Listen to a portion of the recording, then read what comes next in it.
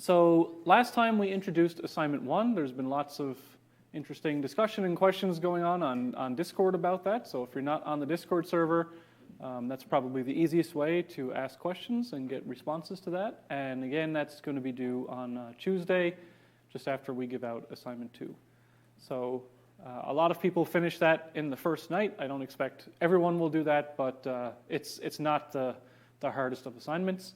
Yeah, and again, if you have any questions, just message me on Discord, and I'd be happy to answer it there. It's sort of asking in public and getting an answer in public that everyone can see is probably the quickest form of communication for that. And today, we'll be talking about heuristic search and the A-star search algorithm.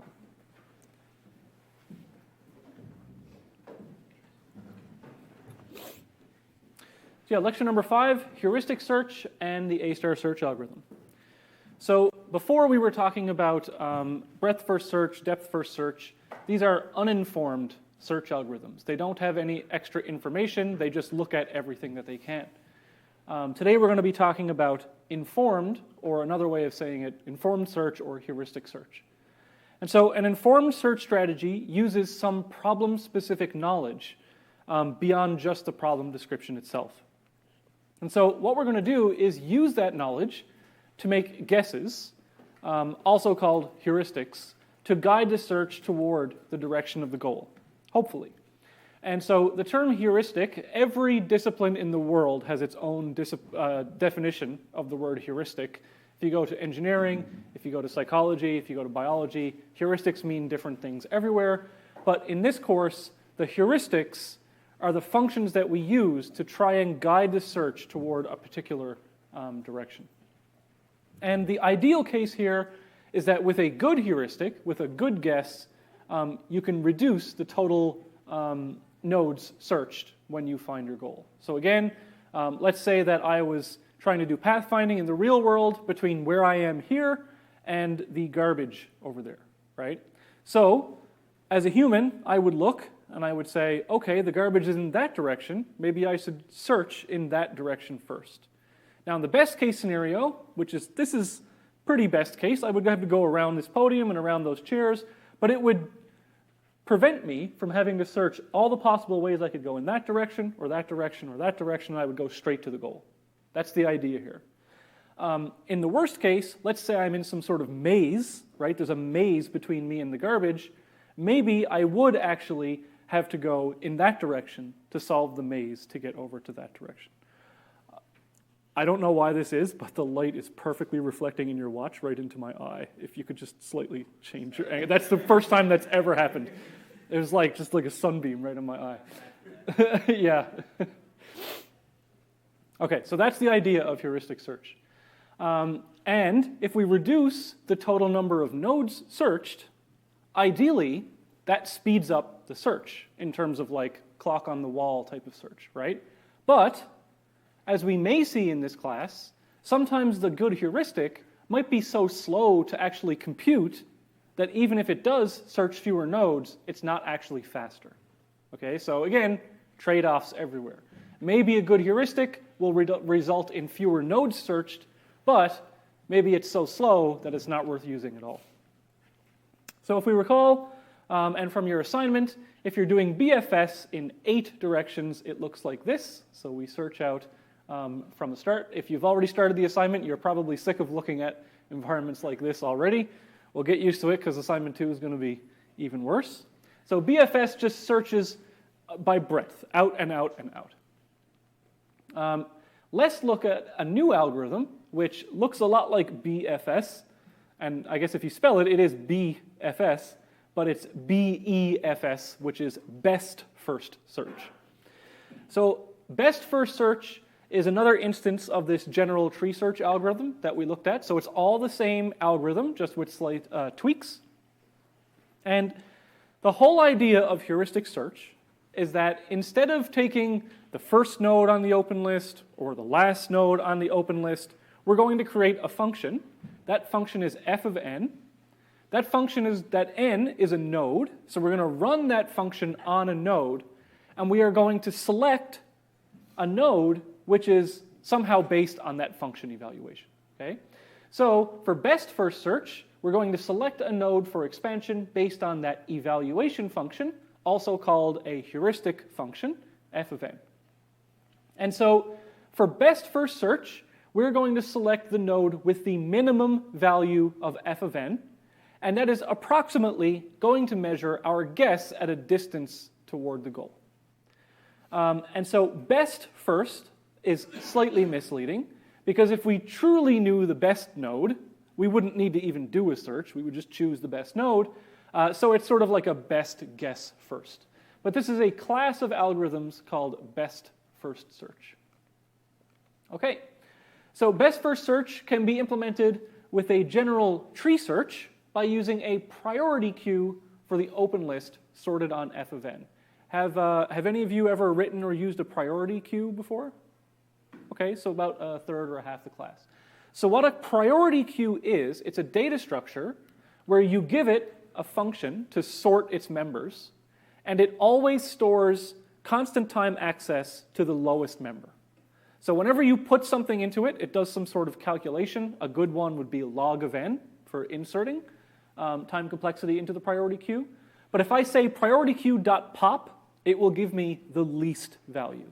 So it's a perfect use case for this. We're going to store the open list as a priority queue sorted on this f of n. And I'll talk a bit more about priority queues later, but that's typically how it's done. But if we didn't have a priority queue, we could still just keep an array as the open list and just search through the open list every time and see which one has the minimum value of f of n. It would just take a little bit longer. So there's a whole family of best first search algorithms. We'll talk about the most important ones today. And they have different evaluation functions, but they all must have a heuristic function. So this evaluation function where I guess how much distance there is between me to the garbage can, that is called a heuristic function, and we call that h of n. Okay? So this heuristic function, h of n, within the context of this class, it is the estimated cost of the optimal path from node n to a given goal node. Okay? More realistically, it's from state to state, but we're going to be evaluating these on nodes. So if I'm in this state and I want to be in that state, what is my guess at how far or what the cost of that path is? And so heuristic functions, they're the most common way to add additional knowledge or make a search informed from a given problem. Okay, so we take our knowledge of a given space. For example, I have a lot of knowledge about walking around in the real world, and if I see something, I should probably go in the direction where it's in the middle of my eyes. Right? That's a decent heuristic function.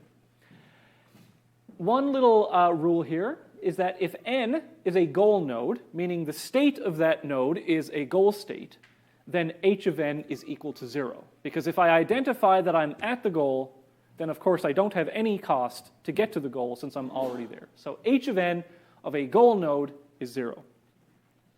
And if we had a perfect heuristic function, we would call that h star of n. So h star of n would always return the optimal cost of a path to the goal. Okay? And we know that we can never have h star of n because that would actually be solving the whole search problem. So h star of n is a goal, but it's not necessary, or it's our dream, but we can never really have h star of n. So what is a heuristic function? Let's look at some examples of heuristic function. And so if I ask, just put a hand up and I'll call on you. So if I'm over here, if this is a start, and this right here is a goal, and let's say that the distance moving up, down, left, and right, that's 1, right, just like in our assignment. What is a possible heuristic function, or a guess, at how far I would have to go between this node and that node? Anyone just have a guess? Yeah? In the back? Just the straight up distance. Okay, so you must have been looking at my slides because that's the first example that I had. You're psychic, okay. You've done this before? A-star, yeah. Okay, I thought you meant the course. But all right, so that's fine. So this is a heuristic function.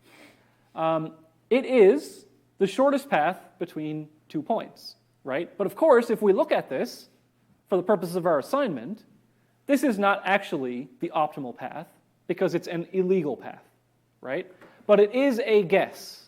It's a guess at how far we would have to go from here to here. So we would just use Pythagoras here, the distance formula, right? We would take the xy of this, then the xy of that, do Pythagoras, get the distance, and then that's our guess. Ah.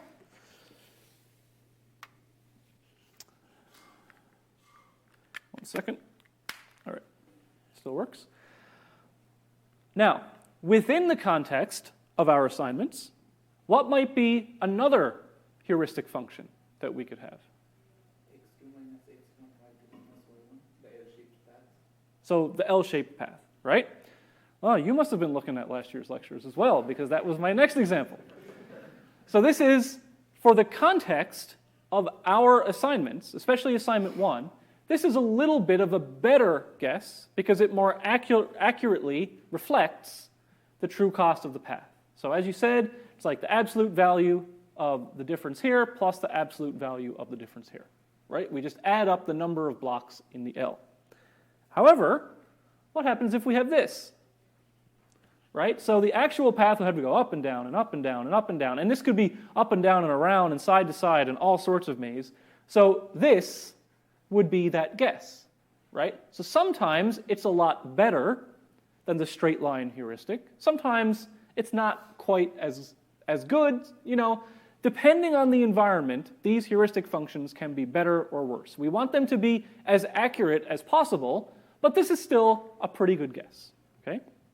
And if we went to another example, we could think, okay, maybe we have diagonal paths, whatever. So it's some sort of guess at how far we have to go to the goal.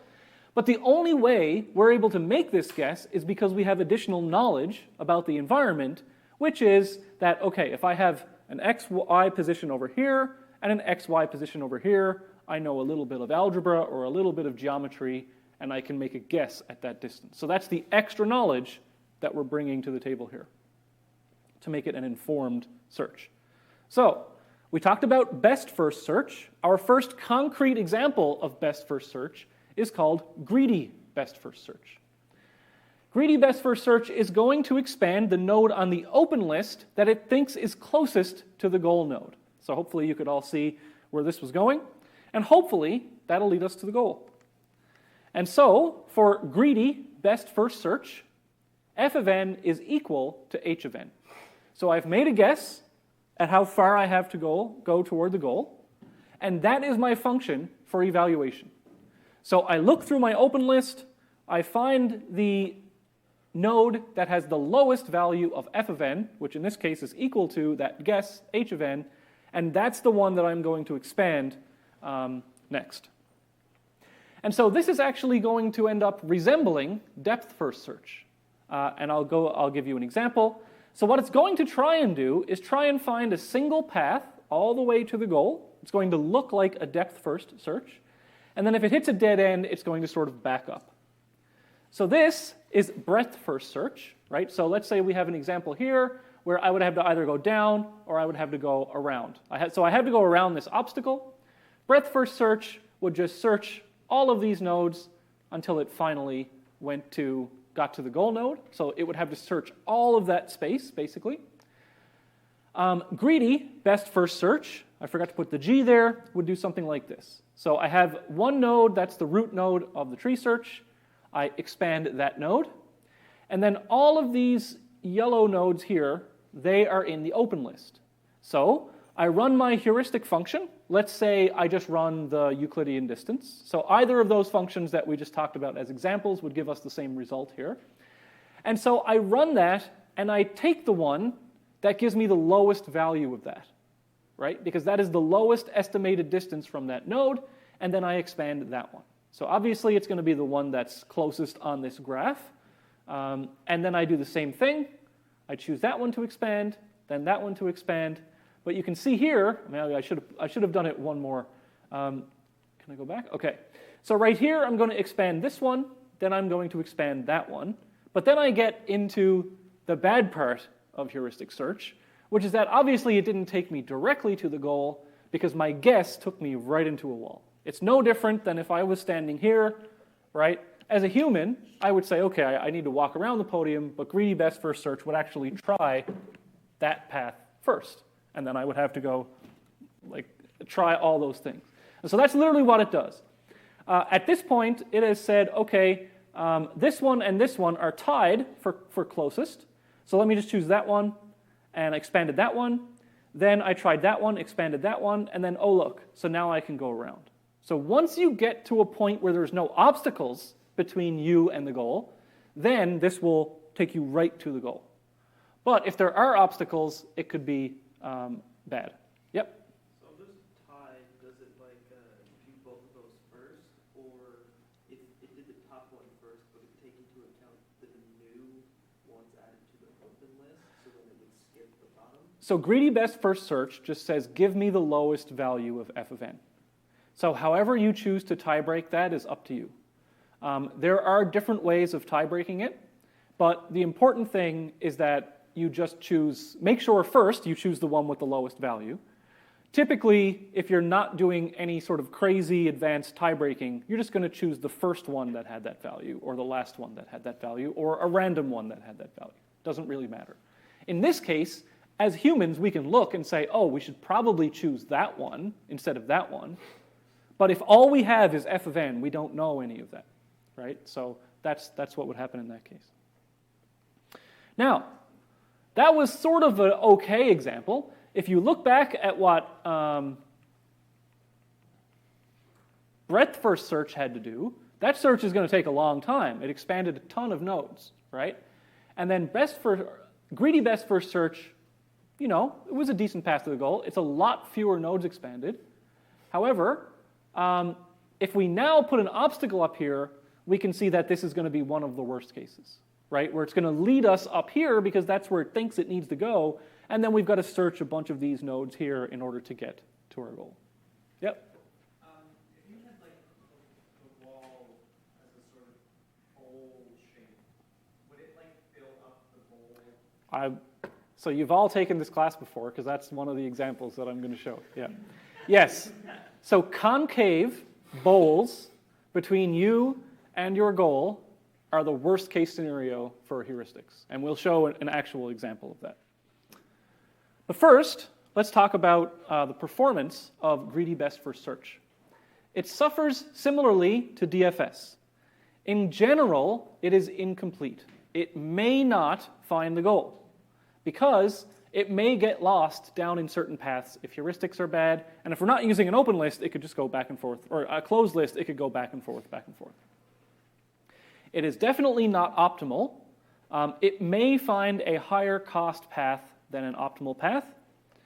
And the time complexity is O to the b to the power of m, where m is the max depth. So it has the same horrendous time complexity as depth first search in general. Because while our guess is as good as we can make it, it may actually be worse than going in a random direction if we get one of these mazy type situations. So the next slide tells me to go to my demo, so I will.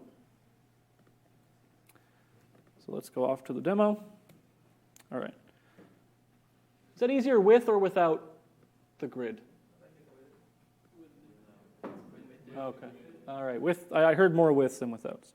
So let's go over to caves. All right.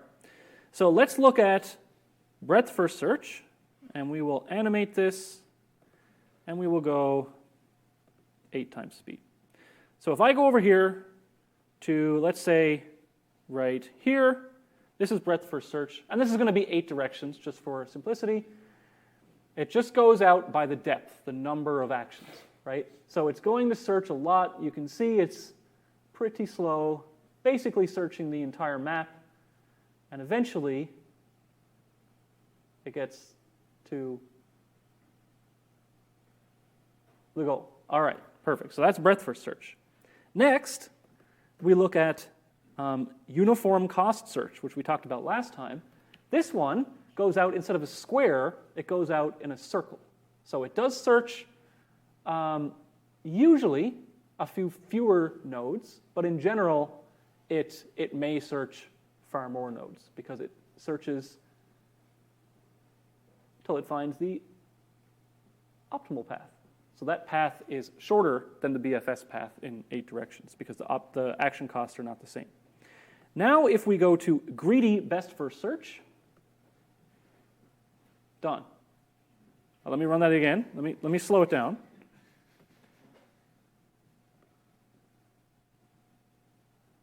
You see how it was filling up so let me do a different example here where I go from here to here.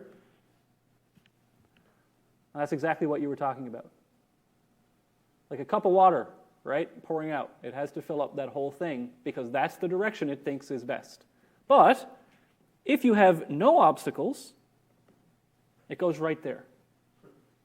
Right? So that's obviously better than BFS, better than UFS. But in general,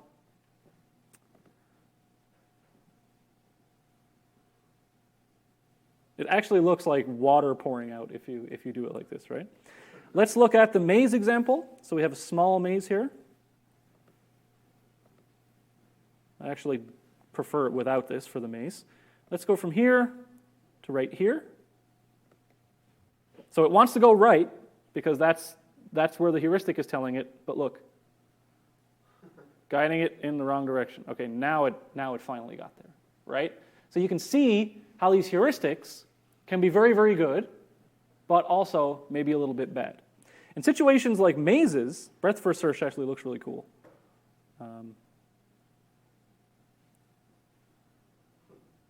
Right? It sort of tries all paths in parallel. Let me speed this up here. If I go to another maze, where is it? Medium maze, speed that up. Let's go in 4 directions because it actually looks a little bit better. From here to here, for example. Oh, geez, I meant to speed that up.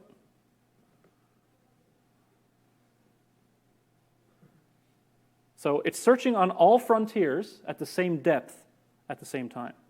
If we did the same thing with depth first search, right, it just goes in a random direction until it finds something, then it backs up.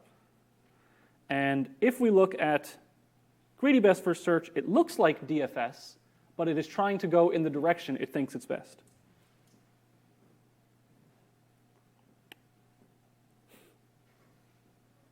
There you go. So that's what each algorithm sort of looks like.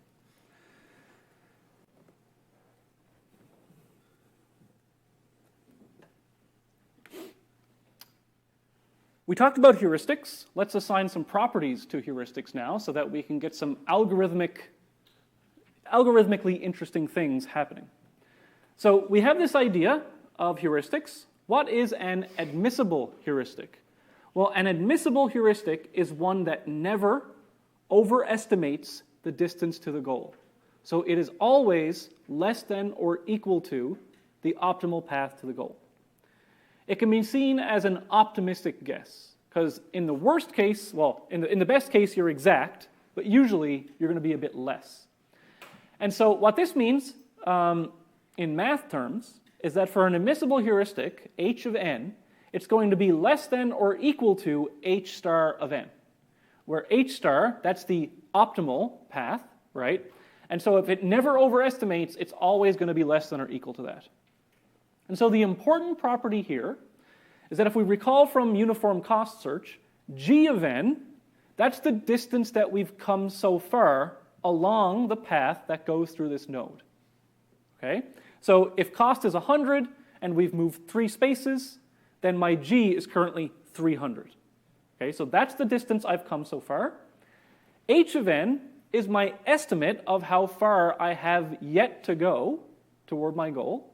So let's say I am doing the garbage thing, and so if I take 2 meters, if I walk 2 meters, my g of n, that's 2 meters. I can exactly measure how far I've come, and then I make a guess at the thing. So if I can't move this, right, so greedy best first search to say, okay, I have 6 meters to go, 5 meters to go.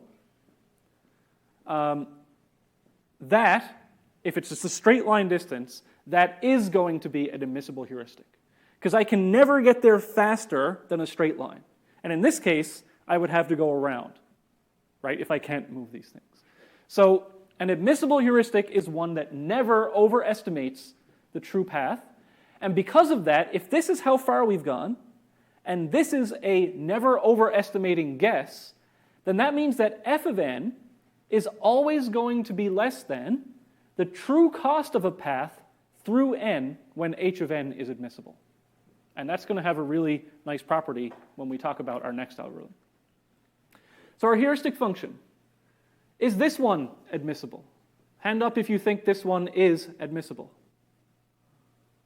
Okay?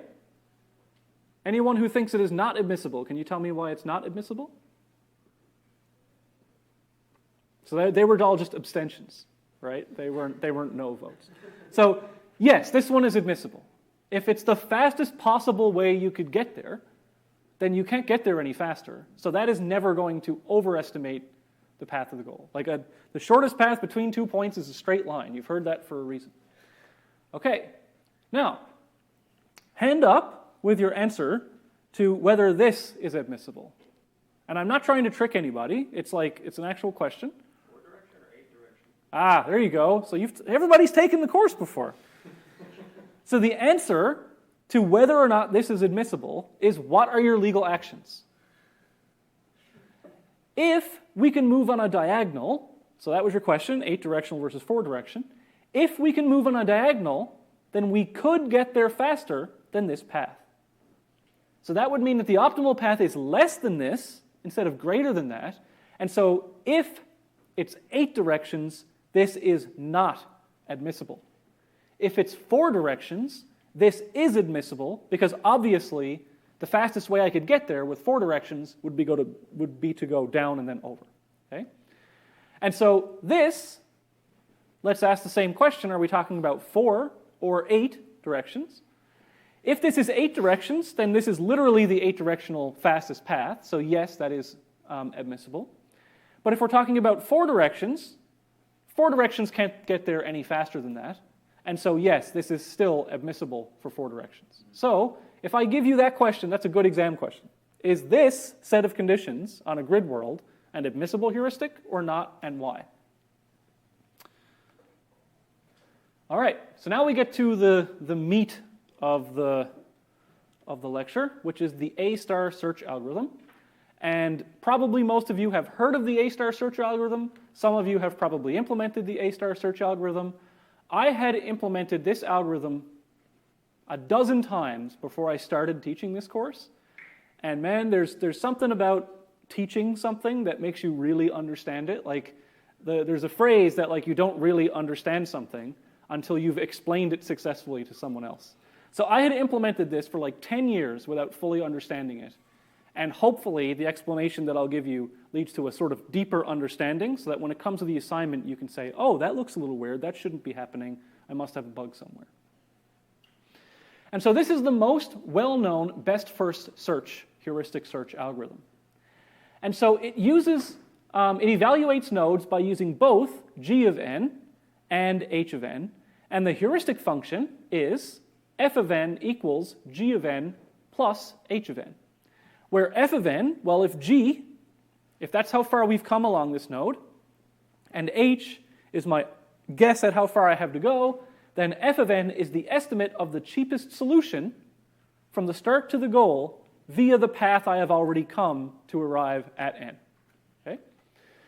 And what we do is we have an open list, and we just select the minimum f cost from the open list. So if we have an open list that's implemented as an array, so on assignment 2, we're going to be doing A star. What I recommend in that assignment is start off by just having the open list be an array. And when you want to search, or when you want to select a node, just iterate through the array, find the one with the lowest value of f of n, and then try and be more clever later on once that actually works. And the performance of A star in terms of the number of nodes search, we don't know exactly, because it depends on the properties of the heuristic function, right? And it depends on the situation within the environment, et cetera, et cetera. So A star tree search, this is the tree search, meaning, because this is what's in the book, tree search means there's no closed list, okay? It's just the open list. So we have our function A star. A star needs to have this h of n function, so we can call the same A star algorithm with different heuristic functions. We have an open list, which here I've just said, okay, it's a priority queue where all the nodes are sorted from least to greatest based on g of n plus h of n, which is f of n. Then we start off by adding that initial state node to the open list. So again, just like everything else, we have that. And really, the only difference here between this and what we've seen so far is that when we go to select a node, we pop the minimum f value from the open list. That's it. So other BFS, we took the oldest node from the open list, or the first node. DFS, we took the last node, or the most recent node. Uniform cost search took the minimum value of G. Greedy best first search took the minimum value of H. And A star takes the minimum value of f of n equals g of n plus h of n. So again, the algorithms are very, very similar. We're just choosing the node to expand next in a different way. A star search using tree search is complete. It will eventually search the entire tree. It will just search the parts where the heuristic is lower first. So if there is a solution, A star with tree search, meaning no closed list, is complete. A star using tree search is optimal if the heuristic is admissible. Okay? So using a heuristic that is not admissible can, and usually does, produce non-optimal paths.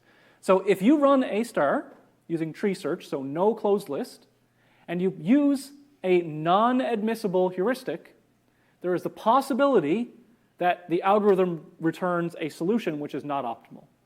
If the algorithm is, if the heuristic is admissible, meaning that it will never overestimate the cost of the goal, then it will return the optimal path.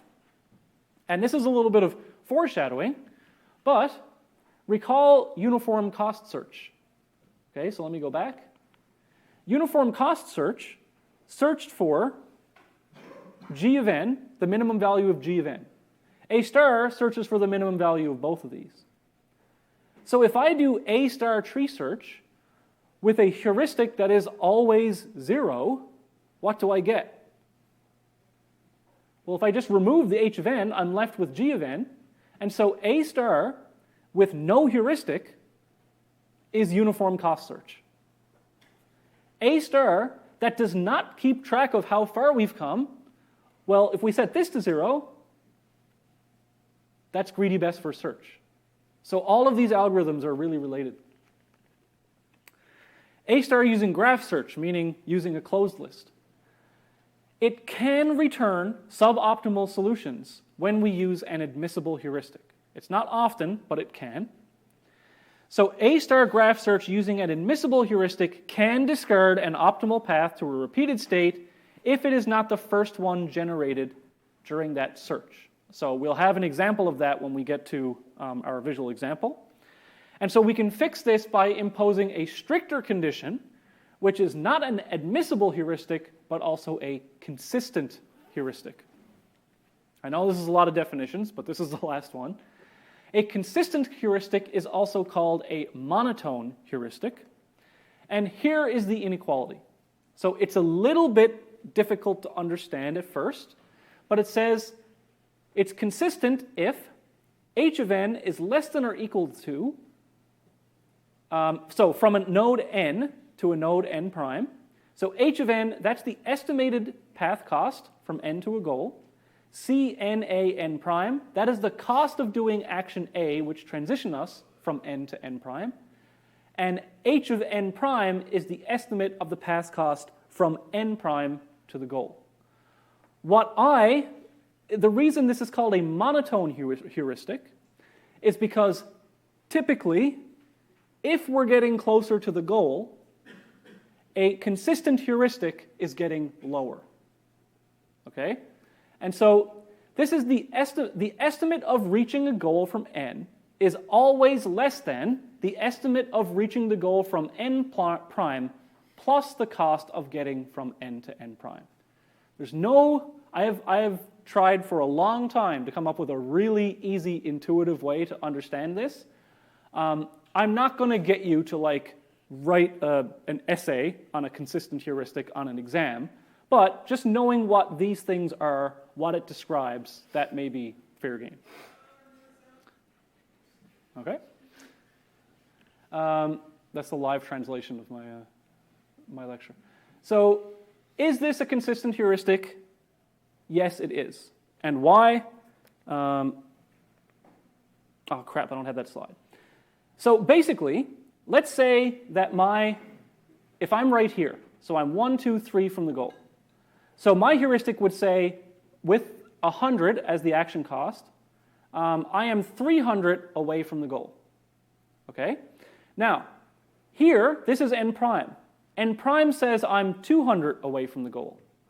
What a consistent heuristic says is that if I have to go from here to here, then the cost of going from here to here, of 100, that should not be bigger than the estimate from here versus the estimate to here. So if this is 300 and this is 200, the cost is 100, so that satisfies the inequality. It's a little bit difficult to understand, but in practice, it's actually kind of difficult to make an admissible heuristic that is not also consistent. But it's just an extra theoretical property. So every consistent heuristic is also admissible. So we know that they're all admissible. In practice, it's kind of hard to construct an admissible heuristic for a grid world that isn't consistent. You'd have to use a nonlinear function. But distance is linear, so why would we ever use a nonlinear function? If h of n is consistent, this means the value of f of n along any path are non-decreasing, because it's monotone. Non-decreasing. So the sequence of nodes expanded by A star using graph search is non-decreasing in f of n, meaning it only gets better and better as we go. Therefore, if it's non-decreasing, the first goal node that we select for expansion in A star is optimal, since all later nodes that we would have found to that node are going to be at least as expensive as it. And this statement here, that's going to become more obvious when I get to the example. So A star using graph search, meaning using a closed list, is optimal if h of n is consistent. So this is A star tree search in general. This is optimal if h of n is admissible. Once we add a closed list, the same thing as adding the closed list from BFS, that's optimal if h of n is consistent. And again, just realize that really the only thing that's different about this and BFS is that we're popping the minimum f value with our heuristic and our cost so far. So look at this. This really ties all the search algorithms together. A star pop min f. UCS pop min g. BFS pop first. DFS pop last. That's it. That's the differences between all these algorithms. And I had never seen it this way before. And it, in my opinion, makes all the algorithms much easier to visualize together and to remember. Here's a little optimization that I'm only mentioning because I do it in the slides to save space. Let's say we are walking through our environment and we come across a state on a path, but there's a node in the open list that already has that same state. So what does this say? It says if a node, n, is in the open list with the same state, and the g cost of that n is less than the cost of this new n that I'm searching, then don't bother adding this to the open list. But this is really important. It has to be a better path already. Because if it's not a better path already, the one that I'm on might be the better path. And again, I have a visual example where this makes a bit more sense. Also, and you can do this in assignment 1 as well, a little bit of an optimization is that when you create a new child, you can check to see if the child's state is in the closed list, and then if it is, to not add it to the open list.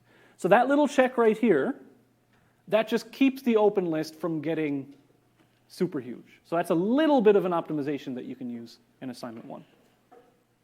All right. So the performance of A star using graph search, assuming that we are using a consistent heuristic, let C star be the optimal solution path cost. A star is going to expand every single node with f of n less than the true cost. Okay? So every single path that is shorter than the true path, the shortest path, it is going to expand all of those, every single one. And then it's going to expand the optimal path, and it expands no nodes that are larger than the optimal path. And so this means that A star is optimally efficient for a given heuristic. That means that you have given me a heuristic. I can ensure you that A star is the best algorithm to use given that heuristic. It doesn't mean that it's going to guide you right to the goal, because your heuristic might be crap, right? But given you've given me that heuristic, A star is the best algorithm.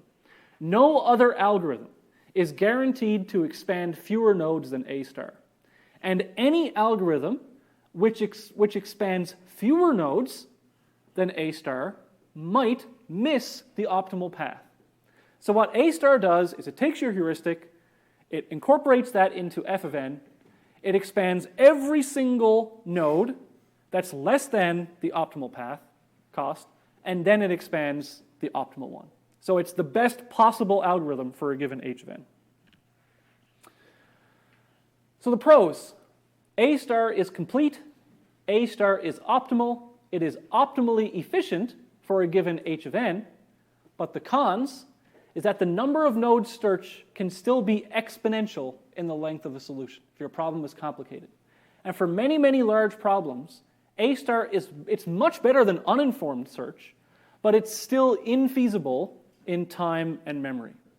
And so if you go and you do more things with heuristic search later in life, like if you make a video game and you try to implement A star, and you have a very complicated map, A star may fail. You still may not search in time, you still may run out of memory. And so there's a whole research field out there on modifications to A star that trade optimality for speed, or trade memory for speed and stuff. I'll maybe talk about that if we have time a bit later. So here's an illustrated example that took me a long-ass time to make. And we are using a grid world example. And here's the grid world. So I'm going to start up here at the yellow. The yellow indicates the open list. Red is going to indicate the closed list. There is an obstacle here in dark gray. And I can move in 8 directions. And I'm going to use A star to get from here down to the goal. My cardinal actions, meaning up, down, left, and right, they are of cost 100, and my diagonal actions are of cost 141. Where did you pull that number from, Dave? Well, it is the square root of 2 times 100 chopped off. So it's close to the real value, but I want to use integers. It makes it a lot easier. Down here, I have the A star algorithm written out for you just as a reminder. And I've color-coded the nodes up here based on this, the color down here. So over here, this is the open list. This is an ID. So I've just given every new node that I create, I give it an ID of 0, 1, 2, 3, 4, 5, just so we can refer to them. This here is the state, the G cost, how far we've come so far, the H cost, my guess to the goal, the F cost, which is this plus this. This is the action that created it, and this is the pointer or parent. So this is the parent ID. So if node ID 2 created this node, then 2 would be over here.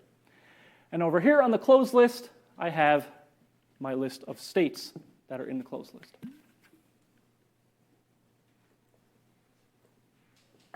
All right. So here's where we start. We start with the open list having the node of the first state in the search, of the starting state. It's going to be given ID 0. That's just going to go up by 1 every time. The state is 0, 0, over here on the top left, x0, y0. G cost of the root node is always 0. We haven't gone anywhere yet. We haven't taken any actions yet. The H cost is I'm going to use the diagonal Manhattan distance as my heuristic here. It is admissible for 8-directional movement. So if I take from here, my guess is going to be 141 plus 141 plus 141 plus 100. Hopefully, that equals 523. I'm pretty sure it does. So H is 523. That means F is 523. I have no parent, and I have no action. I just put in -1, -1. You could leave it blank. It doesn't matter. There's no action that generated this because it is the root node. Now, we're going to say node equals remove min f from open. Okay? So we're going to remove the node from the open list, which has the minimum f value. Well, that's a really easy one, because there's only one node in the open list. And so the g cost here is 0. I have color-coded this as purplish blue, because that's what it looks like down there. So we have chosen that one. Once we choose it, if it's the goal, return the path. It is definitely not the goal. If the state is in the closed list, then skip it. It's not in the closed list, so we add it to the closed list. So now we have 0, 0 is in the closed list. Then, for each child in expand node, we check to see if it's in the closed list, and then we do some other things and we add it to the open list. So let's do that now. So for each child, I first check this child. I'm just going to go clockwise with my child node generation here. I hit the... come on, thank God. Okay. This HDMI cord, push it in. So this C up here, that is the child that I'm currently checking, the first child. Its G cost is 100. Is it in the closed list? No. Does a node in the open list with less than or equal to G cost exist? No, the open list is currently empty. So I'm not going to mention that green step again until it's true, and I'll explain why then. So I add it to the open list. So now we've got ID 1, its parent was 0, it has come 100 distance so far. Its heuristic is 141 plus 141 plus 100 plus 100, which is 482. Sum those together, you get 582. The action that generated this was moving to the right, so that's 1 in the x direction, 0 in the y direction. Let's check the next child. This is the next child. It's not in the closed list, so we end up adding it to the open list. Okay? So here, the G, we've gone diagonally, so the G cost is 141. Its guess is 141 plus 141 plus 100, which is 382. And then we add those together to get 523. And so the action that generated that was moving over and down, so that's 1, 1, and its parent was also 0. The next child is directly below. It's exactly the same thing as moving to the right, so I don't need to say all that again. So we add that to the open list. Okay, now we've added all the children because I'm not going to say, okay, we can't move off the map, so they're not legal actions. Now we're left with this after the first iteration. So if you were doing your search iteration function, this is what the open list would be like after the first iteration of that search iteration function. So what do we do now? Well, we find the one with the minimum f value. Okay, go ahead. Wait, could you just go over the H cost again? So the H cost, for example, right here, the H cost for this one would be 141 plus 141 plus 141. 423. Yeah. Yeah. That's the guess at how far we have left to go. Oh, okay. Yeah, that's the H, the heuristic function, the guess function. All right, so now we're at this stage. Now we look through our open list, and we find the minimum f value. You can see here that we have 2 with the minimum f value. Just choose the first one, doesn't really matter. We have no other way of telling which one it is. And the reason, intuitively, as humans looking at a piece of paper or at a diagram, this is the one that is closest to the goal if we factor in the distance that we've come so far. Right? So it thinks we should go in this direction. Let's do what we just did. So what A star guarantees is that the first time we reach a node and we've expanded it, so the first time we pop a node off the open list, we have generated the optimal path to that node.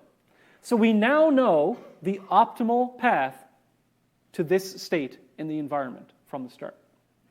Okay, so now we're down here. Oh, sorry, it's not in the closed list, so we add it to the closed list. So now it's in the closed list. Then we look at its children, and this is going to take a little bit longer because there's more children. First child we look at is that one. This child is in the closed list. We can skip it. So that, we could add it to the open list, and then we'd skip it when we got back to this one. But why not just skip adding it to the closed list now? Right? So that's technically not in the algorithm, but it's a pretty obvious improvement. And also, for this example, I want to save as much space as possible, right? So that child is already in the closed list, skip it. Now, what's going on? Oh, weird. Windows 11 decided to tell me something. All right. We look at the next child. This child was generated by going down to the right, then up. Okay? So, what this little optimization here does is it says, if I look through the open list, and there's another node in there that has this state, which is 1, 0. Oh, look, I found one. Compare its g-cost to my g-cost. If this g-cost is lower, that means that the path to this node is better than the path to this one. Right? Why would I ever make two moves to the same thing if I could just make one? And so, this is not a necessary optimization. It is a possible optimization, and in practice, all it does is save memory. It doesn't necessarily save time. Because if this has a higher g cost, it will eventually have a higher f cost, and it will never be removed from the open list. So it saves memory to do this. And memory for me is very, very precious slide space. So what I said here is just don't add it to the open list. Okay? So I'm not adding it to my open list. You do not have to do that for your assignment. And in practice, searching through the open list to find that is kind of slow, and you don't want to have to do that anyway. All right, look at this next one. We're going to go up and to the right. So this state is not anywhere in the open list, and it's not in the closed list, so we add that node to the open list. And we can, this is the g cost, this is how far we've come. We went diagonally down, then we went diagonally up. And so we have this as the g cost, and then this is the h cost. And that's node number 4. Then we're going to skip these because these are a barrier, so we're going to come down here. This is the next child. Similarly, it's not in the closed list, it's not in the open list, so we just add it to the open list. Another one, it's not in the closed list, not in the open list, add it to the open list.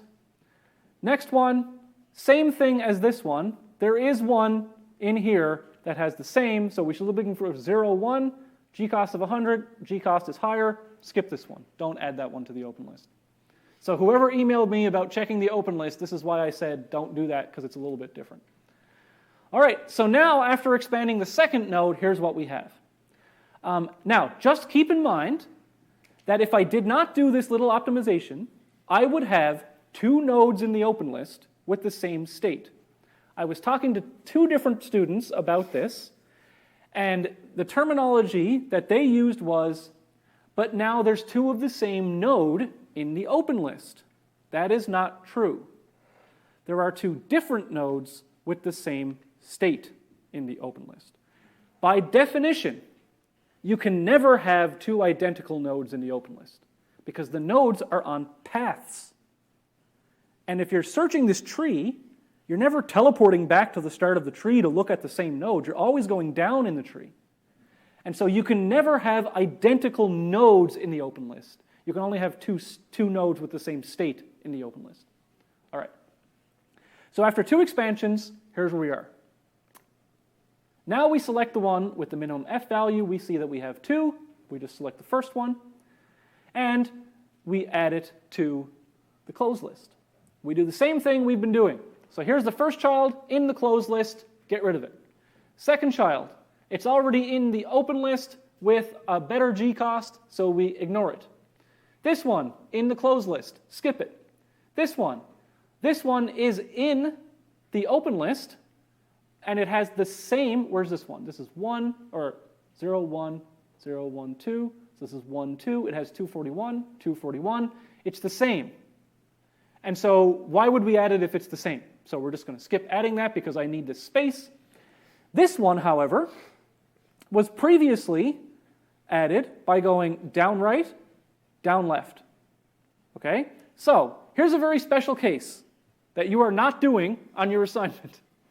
But because I need the space, now we have found a path to a node where another node to that state exists.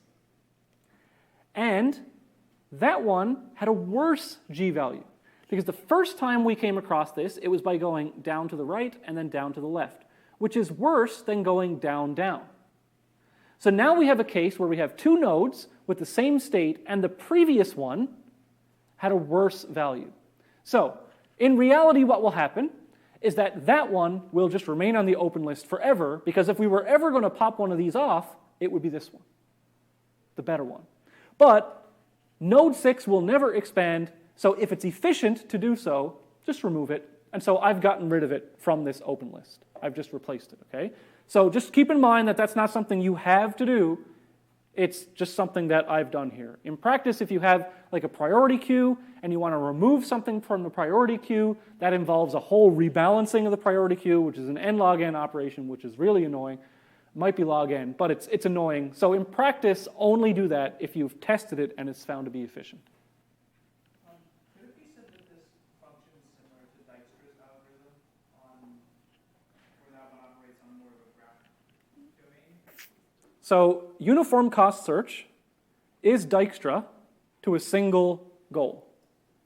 So if we have no heuristic, it is uniform cost search, which is Dijkstra, but it stops at the goal. Dijkstra can be used for all pairs, or like all pairs path. All right. So that's what we have after the third expansion. Then we pick the next one. I'm going to start speeding up and speeding up. I don't need to do the calculations for you. Here, we check that one. That was in the closed list. These are not possible. So we look at that one. Hey, that one was in the open list and it's worse, so we skip it. But you can see how every node that I pop off the open list, we have now found the optimal path to that node. But because of this example, some people ask me, hey, when I put a node onto the open list, haven't we found the optimal path to it? The answer is no, because it depends on the order in which you generated the path. So the first time we added this to the open list, it was the suboptimal path. It's not until we pop it off the open list that we found the optimal path. So here, this is another example of this. Now we're left with this. Now I look, okay, this one is the one with the lowest F cost, so I do its children. This one is the same case as before, where I had this one to the same state. The previous one was worse, so I'm going to remove that previous one. Again, don't do that unless you know what you're doing, just doing it for the slides. That's the end of that one. Now I pick this one, which happens to have the lowest F cost, even though we as humans know we should be going over there. This one has a lower F cost. So we choose this one. All of its children were in the closed list, so that was an easy one. Now there's only one left, so we pick that one. We expand it. That one is not in the closed list, add it. That one not in the closed list, add it. The one to its left was in the closed list, so we skip it. And we just keep going, and we keep going with this process. Now, here's the other interesting part. We've chosen this one. We generate the child that is the goal state. But we are not yet sure that that is the optimal path.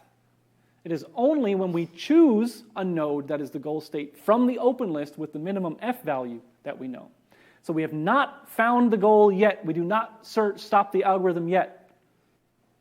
We keep generating these, and now we pop the minimum F off, and then we have found it. So if we expand the node that is the goal node, that's when we stop our search. And we know from before, from the properties, because G is how far we've come, and H is an admissible, consistent in this case, heuristic, that it will expand every single node that has a lesser f of n than the goal node. And so when we get to the goal node, we know that that's the optimal path. Okay, any questions about that before we keep going? Okay. The last thing I'll mention today is weighted A star. It is a variant of the A star algorithm that I mentioned exists before. So let's tweak the performance of A star by adding an additional parameter. Let's call that the weight, W. We are going to multiply our heuristic by W. So we just take the value of the heuristic, multiply it by W. So for weighted A star, f of n is equal to g of n plus w times h of n. As we set a weight, so if the weight is 1, then this is equivalent to A star. That should be pretty obvious. As we set the weight greater than 1, then what this does is A star favors going in the direction of the heuristic more and more, right? Because if this value is greater, we trust the heuristic more and more. If the weight is less than 1, then A star trusts the heuristic less and less and less. What happens as W approaches 0 or W approaches infinity? Good question.